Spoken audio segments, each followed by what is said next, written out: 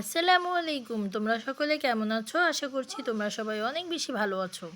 এইখানে দেখো পিঠা ভেজে নিচ্ছি। এই পিঠাটাকে আমরা বলি আন্তেরসা পিঠা। অনেকে তেলের পিঠা বলে, আবার অনেকে বলে পাকান পিঠা। তো আমরা এটাকে আন্তেরসা পিঠা বলি। এটা কিন্তু বাজারের থেকে কিনে আনা চালের গুঁড়ো থেকেই বানানো হয়েছে। তারপরও জাস্ট ওয়াও হয়েছে, অনেক বেশি টেস্ট হয়েছিল।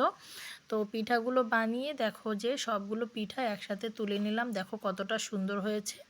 আজকে যদি তোমাদের আমার ভিডিওটি ভালো লেগে থাকে তাহলে অবশ্যই আমার চ্যানেলটি সাবস্ক্রাইব করে দিও, লাইক করো, কমেন্ট করো। আর এখানে দেখো সবার পছন্দের একটা জিনিস, সেটা হচ্ছে গিয়ে বিসিওয়ালা সিম আর মটরশুঁটি দিয়ে চিংড়ি দিয়ে চচ্চড়ি করছি আজকের রান্না। তো এই রান্নাটা তোমাদের কেমন লাগবে তোমরা রান্না করে অবশ্যই বলবা।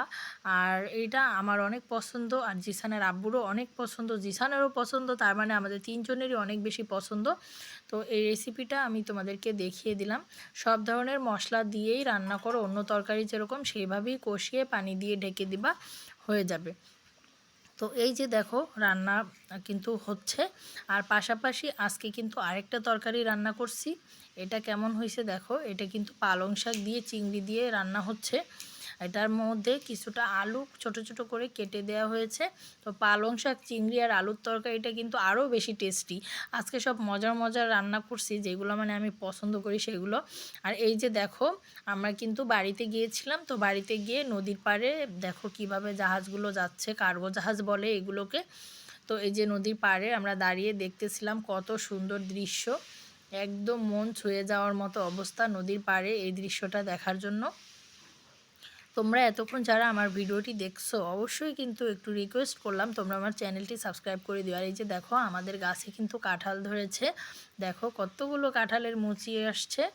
তো কাঁঠালগুলো কিন্তু বড় হলে তোমাদেরকে আবার দেখাবো। অনেক সুন্দর হয়েছে, সবগুলো কাঁঠাল যেন বেঁচে থাকে সেই দোয়া করি। আর এইখানে দেখো এটাকে তোমরা কে কি বলো তোমরা কমেন্ট করে জানাবা। আমরা বলি কেওয়া কাঁঠাল।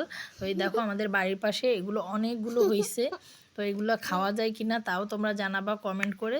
থ্যাংক ইউ ভিডিওটি দেখার জন্য, অনেক অনেক ভালো।